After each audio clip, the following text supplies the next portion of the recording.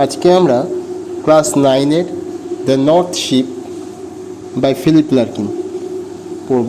Philip লার্কিনের লেখা the north sheep, উত্তরের জাহাজটি। ফিলিপ লার্কিন একজন ইংরেজ কবি, ঔপন্যাসিক ও সমালোচক ছিলেন। এই দ্য নর্থ শিপ হচ্ছে তার ডেবিউ পোয়েম, মানে এটা তার প্রথম পোয়েম ছিল, এবং যেটা কিনা সেই বছর দ্য বেস্ট মোটিভেশনাল পোয়েম হিসাবে স্বীকৃতি অর্জন করে। তো নর্থ শিপ আমরা পড়ব, শুরু করছি। I saw 3 ships go sailing by, over the sea, the lifting sea, and the wind rose in the morning sky, and one was rigged for a long journey. The first ship turned towards the west, over the sea, the running sea, and by the wind was all possessed and carried to a rich country. The second turned towards the east, over the sea, the quaking sea, and the wind hunted it like a beast to anchor in captivity. The third ship drove towards the north, over the sea, the darkening sea, but no breath of wind came forth, and the decks showed frostily. The northern sky rose high and black over the proud unfruitful sea. East and west the ships came back, happily or unhappily. But the third went wide and far, into an unforgiving sea, under a fire-spilling storm, and it was rigged for a long journey. এবার আমরা কবিতাটির বঙ্গানুবাদ করব, মানেগুলো বুঝব। এখানে পোয়েমটা শুরু হচ্ছে, কবি যেন নিজে দেখতে পাচ্ছেন সেইভাবে তিনি বলেছেন, I saw 3 ships go sailing by, over the sea, the lifting sea. তিনি দেখছেন যে 3টে জাহাজ তারা সেলিং করছে, সেলিং মানে জলযাত্রা করছে, over the sea, the lifting sea, সমুদ্রের ওপর দিয়ে, উত্তাল সমুদ্রের ওপর দিয়ে তারা চলছে। And the wind rose in the morning sky, সকালবেলার আকাশে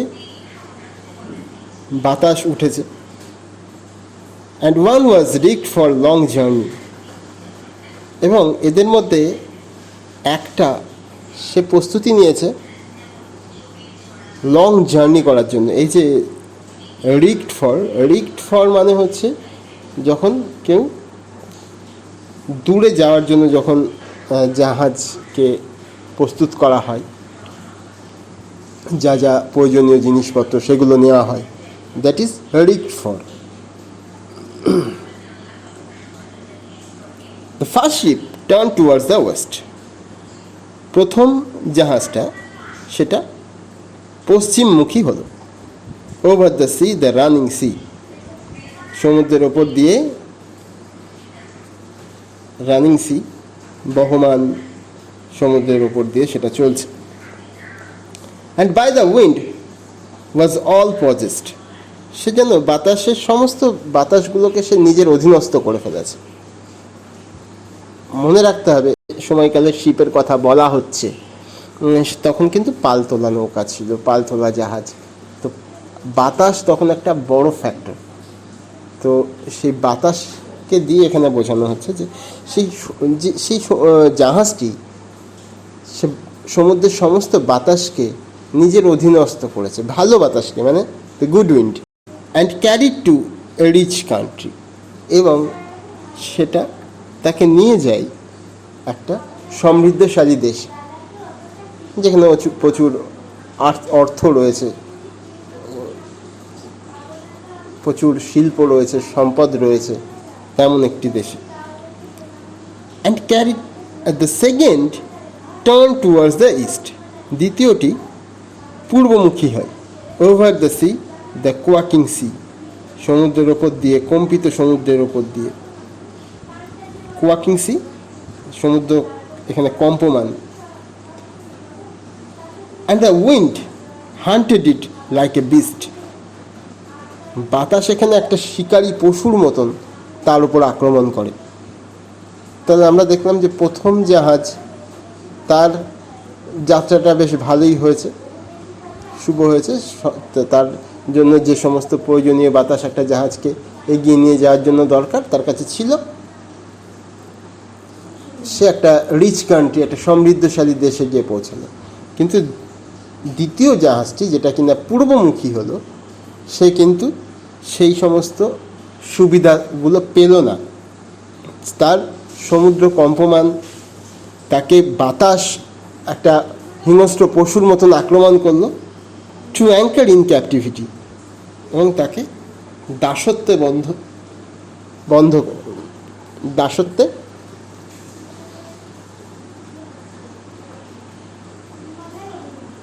নোঙরবদ্ধ করার জন্য বাধ্য করল।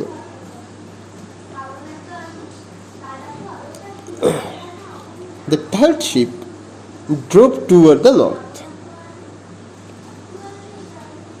তৃতীয় জাহাজটি কিন্তু গেল কোন দিকে? না, উত্তর দিকে। Over the sea, the darkening sea, সমুদ্রের ওপর দিয়ে, অন্ধকার সমুদ্রের ওপর দিয়ে। ডার্কেনিং সি নিশ্চয়ই রাত্রিকালীন সময়কার কথা বলা হয়েছে।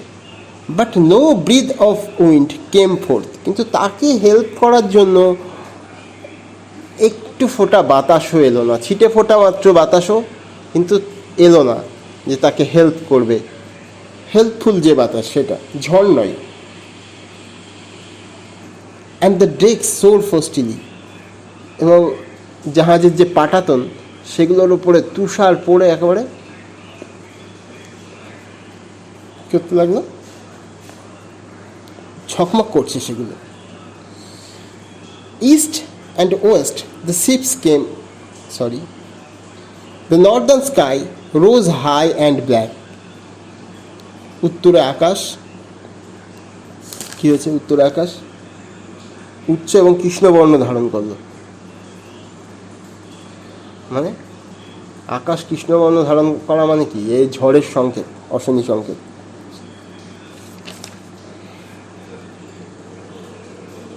Over the proud unfruitful sea, সে চলতে থাকলো। প্রাউড, গর্বিত সমুদ্র। সমুদ্র এখানে সমুদ্রের সাথে উপমা যেটা ইউজ করা আছে সেটা প্রাউড। আমরা যেমন বলি যে প্রাউড পিকক, প্রাউড সি, তেমন সমুদ্রকে এখানে প্রাউড বলা হয়েছে, কারণ সমুদ্র খুব উত্তাল, নিজের দম্ভে থাকে, সে যেন কাউকে কেয়ার করে না।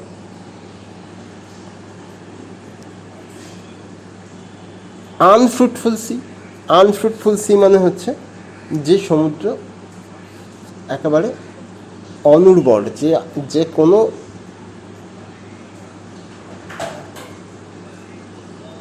কিছু ফলায় না, কোনো মঙ্গলজনক কাজে যে আসে না।